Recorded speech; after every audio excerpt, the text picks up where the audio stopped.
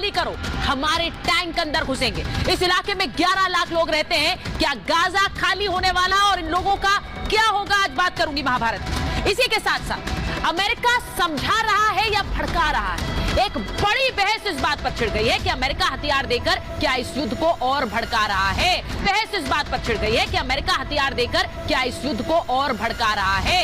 मध्य पूर्व में जितनी भी जंगें हुई उनमें अमेरिका किसी ना किसी तरह से शामिल रहा है। अब अमेरिका क्या करेगा, आज इस पर भी बात करूंगी। और इसी के साथ साथ 7 दिन में पाला बदलने वाले देश कौन से हैं? पहले शांति और मध्यस्थता की बात करने वाले देश अब खुद जंग में कूदने वाले हैं क्या? ये देश क्या कभी भी स्टैंड बदल सकते हैं क्या? इस पर भी आज बात करूंगी महाभारत में। लेकिन इसी के साथ साथ सबसे पहले आपको बताती हूं कि इस जंग के चलते किस तरह दोनों तरफ के लोग मारे जा रहे हैं। सबसे पहले आपको बताती हूं कि अभी तक जो 7वां दिन है, 1537 मौत फिलिस्तीन में, 1300 मौत इजराइल में हो चुकी है।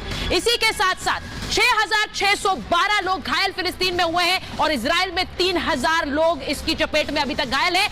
4500 आतंकी ढेर हुए हैं फिलिस्तीन में और 257 सैनिकों की मौत इजराइल में हुई है। यह आंकड़ा बढ़ता जा रहा है क्योंकि अब इजराइल सीधा अटैक कर रहा है। लेकिन मैं आपको यह भी दिखाती हूं कि दुनिया किस तरह से बट रही है और प्रदर्शन हो रहे हैं, कहीं फिलिस्तीन के समर्थन में, कहीं इजराइल के समर्थन में। यह जो तस्वीर आप देख रहे हैं फिलिस्तीन के समर्थन में, फ्रांस से ये तस्वीरें आई हैं जहां पर देखिए लोग किस तरह से फिलिस्तीन का झंडा लिए और इतनी बड़ी संख्या में पहुंच गए। वहां पर सिक्योरिटी फोर्सेस लगानी पड़ी, वाटर कैनन्स का इस्तेमाल करना पड़ा। अगली तस्वीर फ्रांस के बाद आपको दिखाते हैं इराक की ये तस्वीर। फिलिस्तीन का झंडा लिए दूर तक जहां तक आप देखेंगे वहां पर लोग उतर गए हैं। फिलिस्तीन के समर्थन में इराक पहले से रहा है और यहां पर देखिए कितनी बड़ी भीड़। इराक के बाद आपको अगली तस्वीर यमन की दिखाती हूं। यमन में देखिए दूर तक फिलिस्तीन के समर्थन में कि फिलिस्तीन में इजराइल को हमले से रोके और ये लोग खुद किस तरह से फिलिस्तीन में हो रहे इस अत्याचार के खिलाफ सड़कों पर उतरे। वहीं दूसरी तरफ आपको अब बताती हूं कि इजराइल में,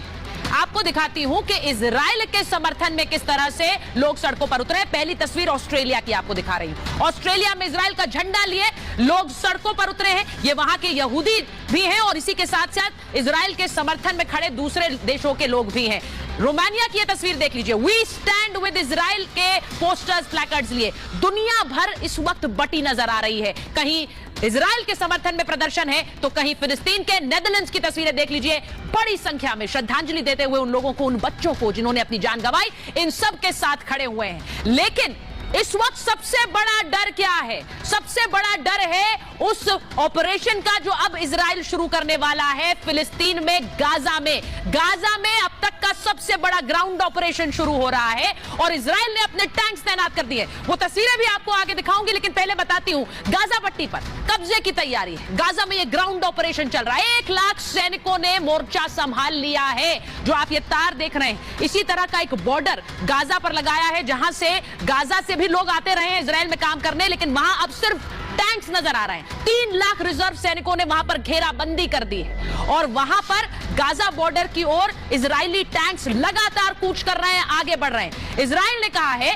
कि गाजा खाली कर दो, गाजा को पूरी तरह से खाली करो। 11 लाख लोग उत्तरी गाजा में रहते हैं, नॉर्दर्न गाजा, और वहां पर पूरा छोड़ने के लिए कहा है क्योंकि किसी भी समय यह ग्राउंड ऑपरेशन शुरू होगा। 4,23,000 फिलिस्तीनी यहां से जा भी चुके हैं क्योंकि उन्हें पता है बॉम्बार्डमेंट होगा, अगर सेना अंदर आएगी तो क्या होगा पता नहीं किसी को।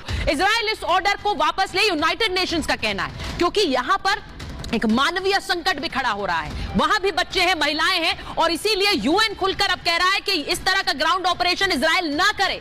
लेकिन इजराइल उल्टा पलटवार भी कर रहा है। इजराइल का कहना है कि जब हमारे लोग मारे गए और उन्हें बंधक बनाया गया, उस पर यूनाइटेड नेशंस क्या कह रहा था? उपदेश देने के बजाय हमारा समर्थन करना चाहिए क्योंकि हमारे लोग तो अभी भी बंधक बनाए हुए हैं हमास ने और उनका पता भी नहीं है वो कहां है। उनको मारने की बात कर रहा है बस। ये बात अब इजराइल की तरफ